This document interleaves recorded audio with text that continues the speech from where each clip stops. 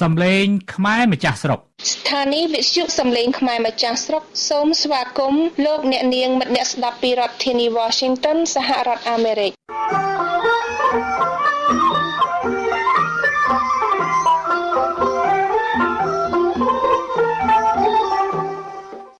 សួស្តីលោកអ្នកនាងមិត្តអ្នកស្ដាប់ជាទីមេត្រីនេះជាកម្មវិធីផ្សាយនៃវិទ្យុសំឡេងខ្មែរម្ចាស់ស្រុកនៅថ្ងៃអាទិត្យទី7ខែមិថុនាគ្រិស្តសករាជ2015ជាថ្ងៃ600ខែជេសឆ្នាំមមែស័កស័កពុទ្ធសករាជ2559ជាបឋមខ្ញុំហាសានពីរដ្ឋធានី Washington សហរដ្ឋអាមេរិកសូមជូនមេតិការព័ត៌មានខ្មែរកម្ពុជាក្រោមក្នុងព្រះរាជាណាចក្រខ្មែរកណ្ដាលសង្ឃឹមវប្បធម៌សន្តានាជួយដោះស្រាយដែនដីកម្ពុជាក្រោមមេកងរាជអាវុធហត្ថជាតិខឹងកាសែតព្រោះសួររឿងអាស្រូវក្នុងសហព័ន្ធកីឡាបាល់ទាត់ពិភពលោកសហភាពអឺរ៉ុបលែងឲ្យកង់ផលិតស្រុកខ្មែររួចពន្ធព្រោះធ្វើជំនួញបោកប្រាស់ព្យាយាមយល់អំពីមេគណៈបកអត់អំណាច2ចង់ធ្វើដៃគូនិងបកក្តាប់អំណាចរដ្ឋាភិបាលខ្មែរសពថ្ងៃមានតែឈ្មោះតាមការមើលឃើញពីអ្នកសង្កេតតាមដានព្រឹត្តិការណ៍ព័ត៌មានពីអតីតកាលគួរខ្មែរពិចារណា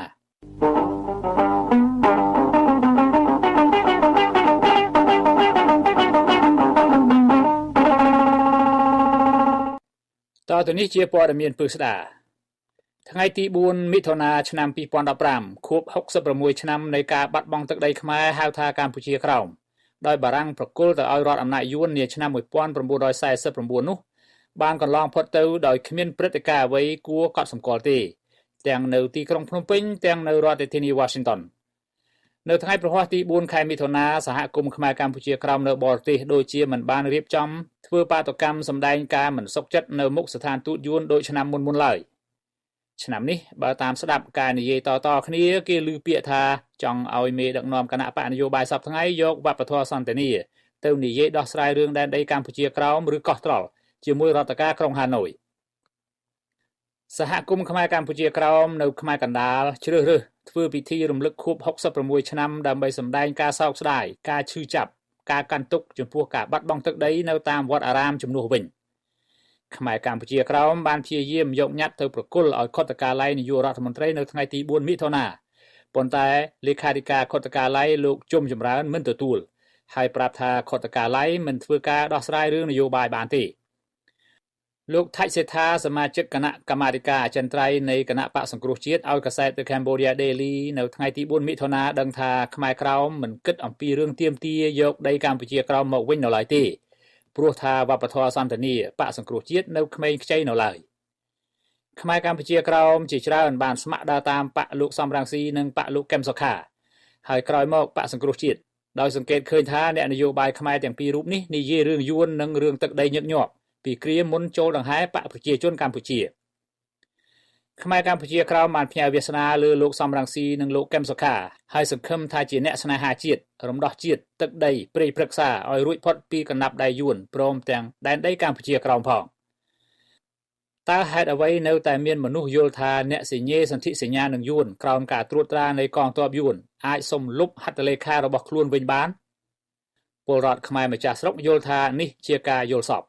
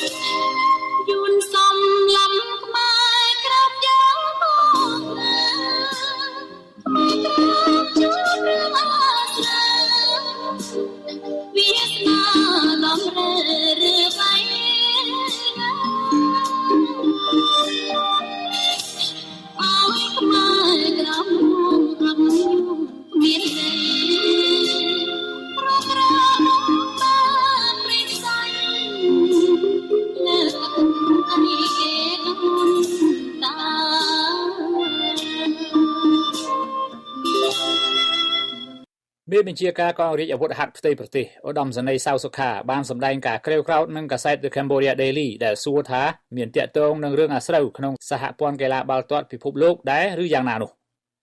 លោកសៅសុខាជាប្រធានសហព័ន្ធកីឡាបាល់ទាត់កម្ពុជាអ្នកកាសែត The Cambodia Daily សួរលោកបន្ទាប់ពីអ្នកគ្រប់គ្រងសហព័ន្ធសមាគមកីឡាបាល់ទាត់ពិភពលោកហៅកាត់ថា FIFA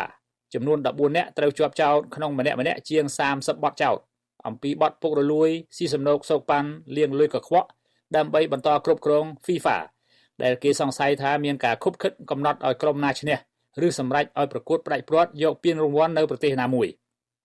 ក្រសួងយុតិធធម៌អាមេរិកចោទជាផ្លូវការដល់ប្រធានអនុប្រធាននិងសមាជិកក្រុមប្រឹក្សាភិបាលប្រចាំប្រទេសនីមួយៗក្រោយពីបានស៊ើបអង្កេតអស់រយៈពេលជាង2ឆ្នាំលោកសៅសុខាថាកម្ពុជាធ្វើការងារជាមួយ FIFA តាមច្បាប់ត្រឹមត្រូវកាសែតចង់ដឹងថាតើសហព័ន្ធកីឡាបាល់ទាត់កម្ពុជាមានបោះឆ្នោតឲ្យលោក Sepp Blatter ធ្វើជាប្រធានឡើងវិញដែរឬទេចាប់ពីឆ្នាំ2000មក FIFA បានជួយសង់ទីចាត់ការឲ្យសហព័ន្ធកីឡាបាល់ទាត់កម្ពុជាអស់ប្រាក់ជាង$44,000តារាងហាត់ទាត់បាល់នៅខេត្តតាកែវអស់1លានកន្លះនិងជួសជុលពហុកីឡាដ្ឋានជាតិអូឡ িম্প ិកអស់កន្លះលានដុល្លារលោកសៅសុខាខឹងព្រោះកាសែតគិតថាអំពើពុករលួយអាចកើតចេញពីការដឹងគុណគ្នាទៅវិញទៅមកសហភាពអឺរ៉ុបលែងឲ្យផលិតផលកង់ពីស្រុកខ្មែរដឹកទៅលក់នៅអឺរ៉ុបរួចពន្ធតទៅទៀតព្រោះថាកង់ជាច្រើនមិនមែនផលិតក្នុងស្រុកខ្មែរតែយកចូលពីប្រទេសចិនដីគោកទៅវិញមុននឹងដឹកចេញតាមព័ត៌មានក្នុងកាសែត The Cambodia Daily កាលពីថ្ងៃទី4មិថុនាសហភាពអឺរ៉ុបចោទថាកម្ពុជាដឹកកង់ចាក់ធាចូលផ្សារអឺរ៉ុបគិតចាប់ពីឆ្នាំ2011មកមានចំនួនកង់ប្រមាណ1លានកន្លះនៅឆ្នាំ2013សហភាពអឺរ៉ុបដាក់ពន្ធជិត 50% លើតម្លៃកង់នាំចូលពីស្រុកចិនហើយចិនចង់គេចពន្ធក៏ដឹកចូលមកតាមស្រុកខ្មែររួចនាំចេញទៅទ្វីបអឺរ៉ុបនេះជារបៀបរកស៊ីខូចមួយដែលគេប្រទះឃើញជាច្រើននៅស្រុកខ្មែរពាក់កណ្ដាលទសវត្សរ៍1990ផលិតផលវាយនភ័ណ្ឌខ្មែរនិងសម្លៀកបំពាក់កាត់ដេរនៅស្រុកខ្មែរសហរដ្ឋអាមេរិកឲ្យរួចពន្ធដារព្រោះចង់ជួយសេដ្ឋកិច្ចខ្មែរជាបែបឲ្យសន្ទូចតែមិនឲ្យត្រីស្រាប់ក្រោយមកគេរកឃើញថាផលិតផលពីស្រុកយួនជាច្រើនចេញពីស្រុកខ្មែរទៅសហរដ្ឋអាមេរិកដែរហើយក្រុង Washington ក៏សម្រេចកាត់បរិមាណផលិតផលរួចពន្ធការជួញដូរទិញលក់អចលនទ្រព្យក្នុងស្រុកក៏មិនខុសគ្នាប៉ុន្មានដែរអ្នករកស៊ីសពថ្ងៃមួយចំនួនធំមិនសុចរិតបោកប្រាស់គ្នាដោយមិនយល់ញាតគេធ្វើបែបណាឲ្យតែបានចំណូលចំណេញមួយពេលឥតគិតអំពីសិលធម៌បាបបុណ្យអ្វីទាំងអស់ថ្មីបើគេតែងនាំគ្នាទៅស្ដាប់ធម៌ទេសនាញឹកញាប់យ៉ាងណាក៏ដោយគេនាំគ្នាយកពាក្យលេងសើចមួយមកអនុវត្តប្រចាំជីវិតគឺធ្វើបុណ្យបានបុណ្យធ្វើបាបបានលុយអ្នករកស៊ីបោកប្រាស់ម្នាក់គឺអង្គញាសុករថនអតីតប្រធានសភាពាណិជ្ជកម្មខេត្តបន្ទាយមានជ័យត្រូវតុលាការក្រុងភ្នំពេញកាត់ទោសឲ្យជាប់ពន្ធនាគារ1ឆ្នាំដោយបោកកូនស្រីឧត្តមសេនីយ៍អគ្គមេបញ្ជាការរងកងទ័ពជាតិមាសសុភាមានទឹកប្រាក់ចំនួន$2លានកន្លះកាសែតភ្នំពេញប៉ុស្តិ៍ផ្សាយថ្ងៃទី4មិថុនាថាលោកសុករថនដាក់ប្លង់ដីបញ្ចាំយកប្រាក់$2.5 ក្រោយមកសុករថនទៅសុំប្លង់ដីថាយកទៅកាត់ឈ្មោះឲ្យម្ចាស់បំណុលមាសសុភារីប៉ុន្តែយកទៅបញ្ចាំនឹងអ្នកដទៃយកលុយថែមទៀតតុលាការផាកជន់ក្បត់កិច្ចសន្យាចំនួន$500ហើយឲ្យសងម្ចាស់បំណុលដើម$100,000មុនអ្នកស្រីមាសសុភារីត្រូវដាក់ពាក្យប្តឹងផ្សេងទៀតដើម្បីទារប្រាក់ជាង$2លាននោះលោកអ្នកនាងកញ្ញាកំពុងស្ដាប់កម្មវិធីវិទ្យុសំឡេងខ្មែរម្ចាស់ស្រុកពីរដ្ឋធានី Washington សហរដ្ឋអាមេរិករដ្ឋាភិបាលបានយល់ព្រមលើសេចក្តីព្រាងច្បាប់ស្តីអំពីអង្គការសមាគមហើយកាលពីថ្ងៃសុក្រទី5មិថុនាដោយលោកហ៊ុនសែនសម្រេចដកចេញ2មាត្រាលោកផៃស៊ីផានអ្នកនាំពាក្យទីស្តីការគណៈរដ្ឋមន្ត្រីប្រាប់កាសែត The Cambodia Daily ដែលផ្សាយនៅថ្ងៃសៅរ៍ទី6មិថុនាថាសេចក្តីព្រាងច្បាប់នេះនឹងបញ្ជូនទៅរដ្ឋសភានៅសប្តាហ៍ក្រោយដើម្បីអនុម័តលោកមិនបានប្រាប់ថាតើមាត្រាណាខ្លះឬមាត្រាទីប៉ុន្មានដែលដកចេញក្នុងចំណោម41មាត្រាក្នុងសេចក្តីព្រាងច្បាប់នោះទេសង្គមស៊ីវិលសហភាពអឺរ៉ុបនិងសហរដ្ឋអាមេរិកបានរិះគន់ថារដ្ឋាភិបាលធ្វើសេចក្តីព្រាងច្បាប់ស្ងាត់មិនចង់ឲ្យនរណាដឹងដែលគេចោទថាមានបំណងរឹតបន្តឹងកិច្ចការងាររបស់អង្គការក្រៅរដ្ឋាភិបាលដែលជួយសង្គមខ្មែរដោយពិតរដ្ឋអំណាចលោកហ៊ុនសែនមិនឈឺក្បាលនឹងការរិះគន់ឡើយជាពិសេសនៅពេលបានបកជំទាស់ធំមួយចូលធ្វើដៃគូលែងប្រឆាំងដំណើរពេលគ្នានេះលោកបានប្រកាសអំពីជំហររដ្ឋាភិបាលជាថ្មីម្ដងទៀតថាតំបន់ស្ទឹងឆាយអរ៉ែងខេត្តកោះកុងនឹងរក្សាទុកជាតំបន់ទេសចរ ទោះជាសង់ឬមិនសង់ទំនប់វារីអគ្គិសនីក៏ដោយលោកសំអានតំណាងរាស្ត្រគណៈបកសង្គ្រោះជាតិពោលថាលោកហ៊ុនសែនបកស្រាយមិនលះមិនដឹងជាចង់និយាយថាយ៉ាងណាពិតប្រាកដដោយឡែកវិញពលរដ្ឋខ្មែរតាមសហគមន៍ខ្លះនៅសហរដ្ឋអាមេរិកក៏មមាញឹកទទួលរៃលុយជួយសកម្មជនការពារតំបន់ឆាយអារ៉ែងលោក Alejandro Gonzalez Davidson ហៅ Alex ណាដែរលោកបានសន្យានឹងពលរដ្ឋខ្មែរទាំងនោះថានឹងវិលចូលស្រុកខ្មែរវិញដើម្បីបន្តការងាររក្សាបរិស្ថានស្រុកខ្មែរក្រោយពីបានទទួលបច្ច័យរាប់សិបម៉ឺនដុល្លារមានខ្មែរខ្លះសួរថាចុះបើលោកហ៊ុនសែនមិនឲ្យចូលស្រុកតើ Alex គិតយ៉ាងណាវិញមនុស្សមានលុយនៅស្រុកខ្មែរធ្វើអ្វីក៏បានធ្វើយ៉ាងណាក៏សមដែរមនុស្សភាគច្រើនរួមទាំងរដ្ឋាភិបាលផងត្រូវការតែលុយពីក្រៅចូលប៉ុណ្ណោះរីឯលុយចេញវិញមិនងាយឡើយគេសង្កេតឃើញថាបើមនុស្សប្រើលុយទោះជាស្ដេចផែនដីក៏ព្រះប្រទានត្រាហៅថាព្រះរាជលញ្ជករឬព្រះរាជមុទ្រាក្នុងស្ថានភាពបែបណាក៏បានដែរនៅថ្ងៃសុក្រទី5មិថុនាសារព័ត៌មានដើមថ្នោតផ្សាយថាលោកឌឿនសុវណ្ណអតីតនាយនគរបាលជាន់ខ្ពស់មួយរូបជាទីប្រឹក្សាក្រសួងមហាផ្ទៃឡើងសាក់2ដងក្នុងឆ្នាំ2008ពីផ្កាយ1ទៅផ្កាយ2ហើយនៅឆ្នាំ2011ឡើងផ្កាយ3ឬឧត្តមសេនីយ៍ឯកលោកឌឿនសុវណ្ណបានទទួលងារអង្គញាតាមព្រះរាជក្រឹត្យនៅឆ្នាំ1997ដោយមានរឿងរ៉ាវមិនឈប់ឈរទាក់ទងនឹងដីធ្លីនៅខេត្តពោធិ៍សាត់ព្រះមហាក្សត្របានចេញព្រះរាជក្រឹត្យត្រាស់បង្គាប់នៅថ្ងៃទី17តុលាឆ្នាំ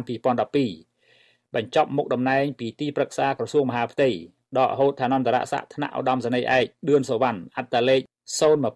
02169និងលុបឈ្មោះចេញពីក្របខ័ណ្ឌមន្ត្រីនគរបាលជាតិកម្ពុជានៃក្រសួងមហាផ្ទៃប៉ុន្តែនៅថ្ងៃទី19ឧសភាកន្លងទៅនេះលោកនាយករដ្ឋមន្ត្រីហ៊ុនសែនបានចេញអនុក្រឹត្យតែងតាំងឧត្តមសេនីយ៍ឯកឌឿនសុវណ្ណជាអគ្គលេខាធិការរងនៃអគ្គលេខាធិការដ្ឋានក្រសួងមហាផ្ទៃជាមួយនឹងអត្តលេខដែលគ្មាន0ពីមុខគឺលេខ2169អនុក្រឹត្យនេះឥតមានយោងព្រះរាជក្រឹត្យដកហូតទេហើយថែមទាំងនិយាយថាបទបញ្ញត្តិទាំងឡាយផ្ទុយពីនេះចាត់ទុកជានារីកឬឥតបានការទៀតផងនេះហើយឬជាអាណាចក្រនៃរាជវង្សហ៊ុនអតីតបកកុម្មុយនីសដូចជាបកប្រជាជនបដិវត្តកម្ពុជារួចคล้ายជាបកប្រជាជនកម្ពុជាកំពុងរៀបផែនការដឹកជញ្ជូនមនោគមវិជ្ជាបកនេះទៅក្រៅស្រុកក្រោមកិច្ចដឹកនាំរបស់ឧត្តមសេនីយ៍ឯកហ៊ុនម៉ាណែតកូនប្រុសច្បងរបស់លោកនាយករដ្ឋមន្ត្រីហ៊ុនសែនដើម្បីរើសខ្មែរឯនាយសមុទ្រឲ្យជួយគ្រប់គ្រងបកនិងការពារមុខមាត់បកបន្ថែមទៀតតាមសាខាបកនេះក្នុងរដ្ឋឬប្រទេសនីមួយៗកាសែត The Cambodia Daily នៅថ្ងៃអង្គារទី2មិថុនាផ្សាយថាលោកហ៊ុនសែនបានចេញលិខិតណែនាំមួយចុះថ្ងៃទី28ឧសភាឲ្យកូនប្រុសដែលរៀនសាលាយោធាអាមេរិកាំងចាយលុយពលរដ្ឋបង់ពន្ធដារដោយអាមេរិកាំងនៅបណ្ឌិតសភាយោធា West Point រៀបចំបណ្ដាញ4ក្រុមរើសយុវជនបញ្ចូលតាមសាខាបកនៅប្រទេសនានាឲ្យកាន់តែខ្លាំងក្លាថែមទៀតហើយឲ្យតាក់ទងយ៉ាងជិតស្និទ្ធជាមួយនឹងទីចាត់ការគណៈកម្មាធិការកណ្ដាលមជ្ឈិមបក្សហ៊ុនម៉ាណែតគ្រប់គ្រងបណ្ដាញយុវជនទាំង4ក្រុមតាមសាខានៅសហរដ្ឋអាមេរិកអឺរ៉ុបអូស្ត្រាលីនូវែលសេឡង់និងកាណាដាអ្នកនាំពាក្យបកប្រជាជនកម្ពុជាលោកសុកអេសានប្រាប់កាសែតថាគោលការណ៍នយោបាយបកក្តាប់អំណាចគឺបណ្ដុះទំពាំងឲ្យស្នងឫស្សីហើយយុវជនទាំងនោះមានភារកិច្ចឆ្លើយតបទៅនឹងការឃោសនារិះគន់បកប្រជាជនកម្ពុជាមិនថាតែបកសង្គ្រោះជាតិប៉ុណ្ណោះទេក្រុមណាក៏ដោយអ្នកវិភាគនយោបាយបណ្ឌិតសុកទូចថ្លែងថាបកប្រជាជនកម្ពុជាធ្វើដូច្នេះដើម្បីកាត់បន្ថយការឧបត្ថម្ភថវិកាពីពលរដ្ឋខ្មែរដល់ក្រុមប្រឆាំងតាមពិតបកក្តាប់អំណាចមិនត្រូវការជំនួយពីខ្មែរនៅបរទេសទេចំពោះគម្រោងបែបនេះតើខ្មែររស់នៅបរទេសយល់យ៉ាងណាដែរតើគណៈបកនយោបាយអាមេរិកាំងមានរើសមនុស្សនៅស្រុកខ្មែរឲ្យគ្រប់គ្រងគណៈបកគេដែរឬទេពលរដ្ឋខ្មែរម្ចាស់ស្រុកយល់ថានេះជាវិធីចាស់គំរិលសាបព្រោះមនោគមវិជ្ជាកុម្មុយនីសផ្ដាច់ការក្លែងខ្លួនធ្វើឆ្លូបស៊ើបការតាមដានអ្នករិះគន់ក្នុងសហគមន៍ខ្មែរហើយរាយការណ៍ឲ្យបកឲ្យបញ្ចូលឈ្មោះក្នុងបញ្ជីខ្មៅដើម្បីនឹងគម្រាមកំហែងពេលពលរដ្ឋខ្មែរមកលេងស្រុកកំណើតខ្មែរអាមេរិកាំងត្រូវតែរាយការណ៍ឲ្យអាជ្ញាធរមានសមត្ថកិច្ចអាមេរិកាំងដឹងអំពីគម្រោងផែនការដ៏ខ្មៅកខ្វក់ដើម្បីកុំឲ្យក្រុមបំផ្លាញជាតិសម្លាប់ជាតិធ្វើសកម្មភាពរំខានសេចក្តីសុខក្នុងសហគមន៍ខ្មែរភៀសខ្លួនពីរបបកុម្មុយនីសនោះបានឲ្យសោះមេដឹកនាំផ្ដាច់ការអាល្លឺម៉ង់ឈ្មោះ Adolf Hitler សម្លាប់មនុស្សជនជាតិស្វីសជិត10លាននាក់បានព្រោះតែមនុស្សម្នាក់សំងំនិយាយថាមិនមែនជារឿងគេទេមិនមែនតាក់ទងនឹងគេទេពលគឺម្នាក់គិតតែរករស់តែខ្លួនឯងមិនគិតមិនឈឺឆ្អាលមិនហ៊ាននិយាយជួយការពារគ្នានោះឯងទីបញ្ចប់ភ្នាក់ងារសន្តិសុខរបស់ Hitler ក៏សម្លាប់អ្នកសំងំសំសុកនោះដែរ លោកអ្នកនាងជាទីមេត្រីព័ត៌មានប្រចាំថ្ងៃនៅពេលនេះចាប់តែប៉ុណ្ណេះខ្ញុំហាសានវិទ្យុសំឡេងខ្មែរម្ចាស់ស្រុកពីរដ្ឋធានី Washington សហរដ្ឋអាមេរិក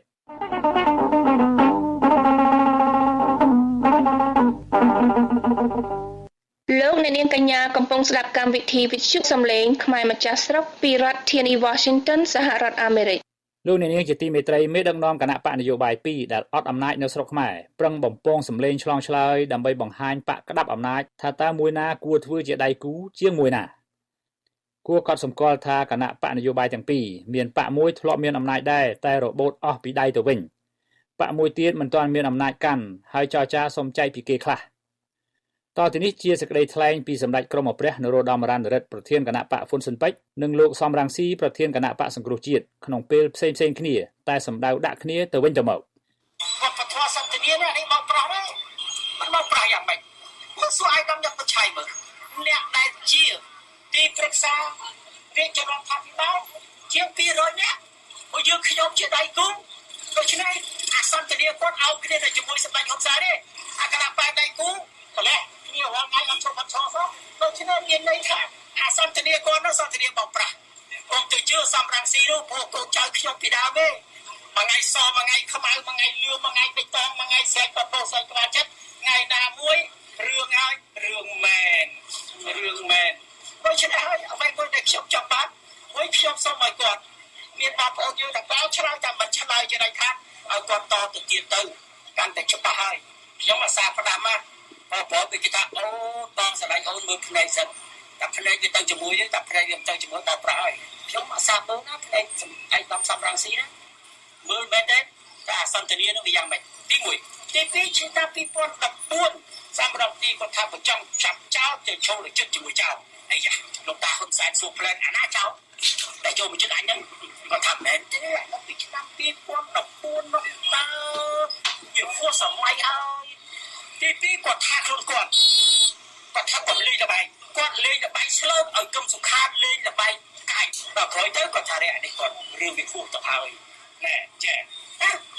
បងហើយនៅជឿគាត់ជឿទៅខ្ញុំជាសិទ្ធិរបស់រៀនខ្មែរម្នាក់ដែរមួយទី3សម្រាប់នាយករដ្ឋមន្ត្រីហ៊ុនសែនមានប្រសាសន៍ថាគួរហើយទៀតមានសែនអត់ស៊ីមានស៊ីអត់សែនបាទនេះវាគួរហើយ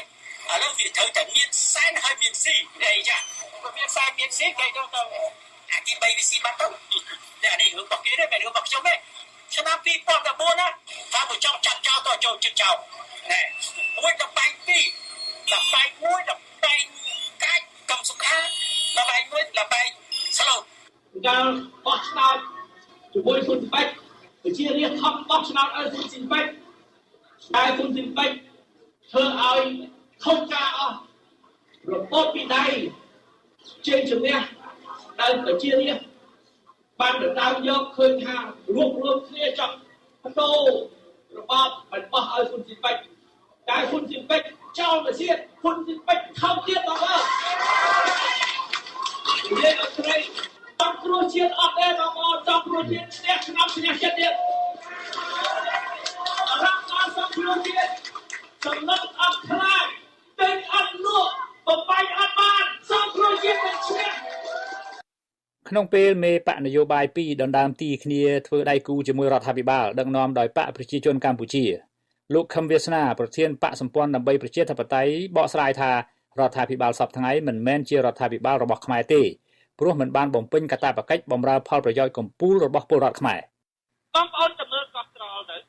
កោះត្រល់បងប្អូនពី10គីឡូពីប្រទេសខ្មែរយើងទៅឈរមើលបងប្អូនតាមតែរឿងក្តៅចិត្តមកដាក់ក្នុងខ្លួនព្រោះអីព្រោះរដ្ឋាភិបាលគេអត់តវ៉ាផងថាតែរដ្ឋាភិបាលអត់តវ៉ាថារដ្ឋាភិបាលនេះមិនមែនជារដ្ឋាភិបាលរបស់យើងទេតែបងប្អូនត្រូវយល់ស្ថានភាពជាក់ស្ដែងរបស់បងប្អូនណាចម្ងាយពីកោះត្រល់ទៅវៀតណាមជាង20គីឡូបើគិតតាមច្បាប់អន្តរជាតិប្រចាំយើងច្បាប់អន្តរជាតិគេវាស់ពីដីគោកទៅតែកោះពីណាចិត្តជាងពីនឹងយកបើវាស់ពីដីគោកទៅដីកោះក៏ចាញ់យើងអញ្ចឹងបើយើងតវ៉ា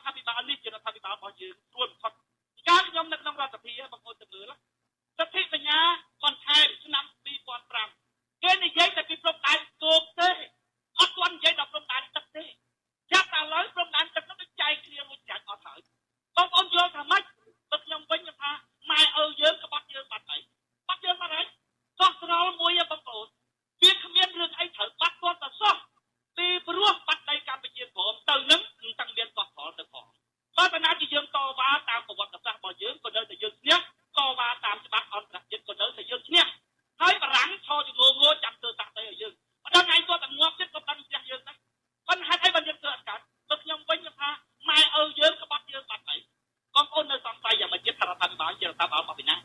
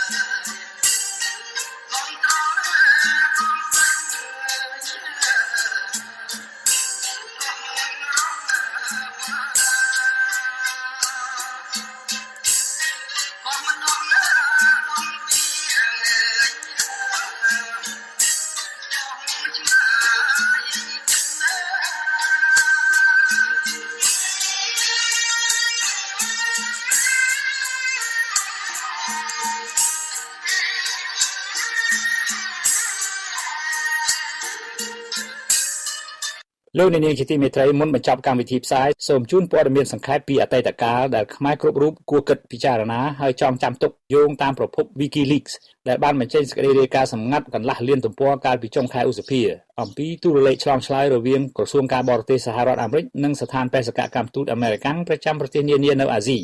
ក្រោយរបបសាធារណរដ្ឋខ្មែររលំនៅឆ្នាំ1975នេះជាសម្រង់ខ្លឹមសារពីកាសែតភ្នំពេញប៉ុស្តិ៍ក្រុង Washington ចាប់ផ្ដើមទទួលព័ត៌មានអំពីការកាប់សម្លាប់រង្គាលលើពលរដ្ឋខ្មែរក្នុងរបបខ្មែរក្រហមហើយកំពុងគិតអំពីវិធីជួយទាំងស្ទាក់ស្ទើរអតីតសមាជិកព្រឹទ្ធសភាអាមេរិកលោក George McGovern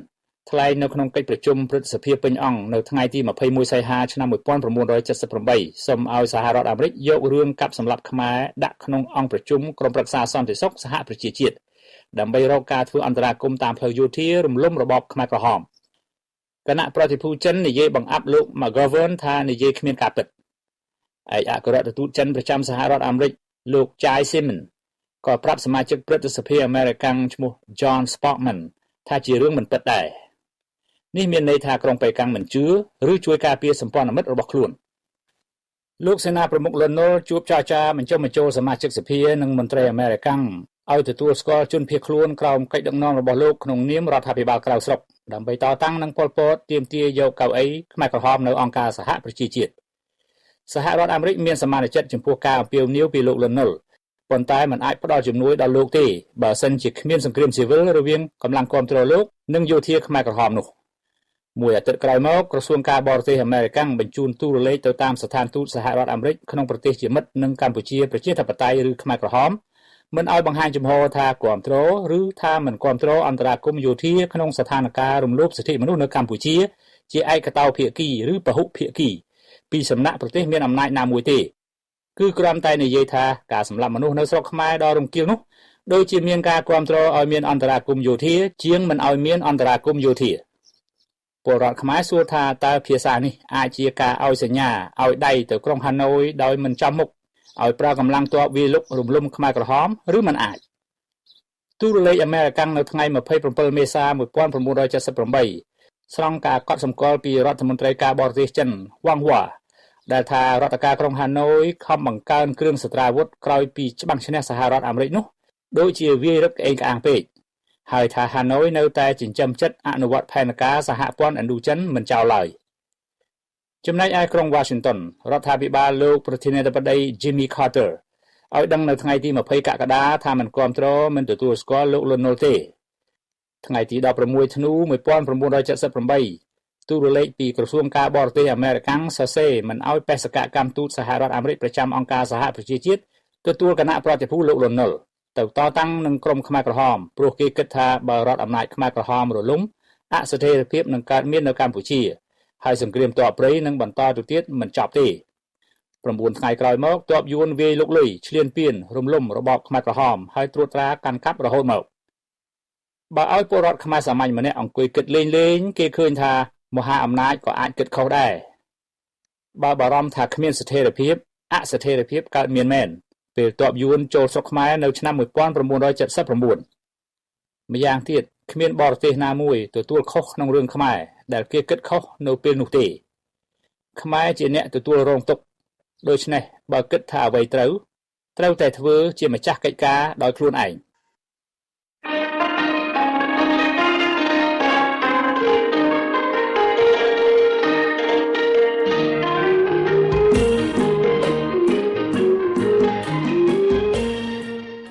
លោកអ្នកនាងជាទីមេត្រីកម្មវិធីផ្សាយសំឡេងខ្មែរម្ចាស់ស្រុកនៅពេលនេះចប់តែប៉ុណ្ណេះយើងខ្ញុំសូមថ្លែងអំណរគុណចំពោះការតាមដានយកចិត្តទុកដាក់ស្ដាប់របស់លោកអ្នកនាងកម្មវិធីសំឡេងខ្មែរម្ចាស់ស្រុកផ្សាយពីម៉ោង 6:30 នាទីដល់ម៉ោង 7 ល្ងាចតាមរលកធាតុអាកាសខ្លី 17860 kHz ស្មើនឹងកម្ពស់ 16 ម៉ែត្រលោកអ្នកអាចស្ដាប់កម្មវិធីនេះបានជានិច្ចតាមប្រព័ន្ធអ៊ីនធឺណិតដោយចូលទៅកាន់គេហទំព័រចលនាខ្មែរម្ចាស់ស្រុក www.khmer-machas-sruk.org បើសិនជាលោកអ្នកនាងមានបំណងតាក់ទងទៅកាន់យើងខ្ញុំសូមសរសេរផ្ញើតាមអ៊ីមែល khmer.machas.sruk@gmail.com ខ្ញុំបាទហាសានរួមនឹងអ្នកស្រីសេងសុផលព្រមទាំងទាយុទាយិកាស្ម័គ្រចិត្តទាំងអស់ដែលទ្រទ្រង់កម្មវិធីវិទ្យុសំឡេងខ្មែរម្ចាស់ស្រុកសូមប្រសិទ្ធពរជូនលោកអ្នកនាងអ្នកស្ដាប់ឲ្យជួបប្រទះតែសេចក្តីសុខក្សែមខ្សាន្តសេចក្តីចម្រើនរុងរឿងនិងសេចក្តីថ្លៃថ្នូរជាពលរដ្ឋម្ចាស់ទឹកដីយើងខ្ញុំនឹងវិលមកជួបលោកអ្នកនាងវិញក្នុងកម្មវិធីផ្សាយនាល្ងាចស្អែកសូមជម្រាបលា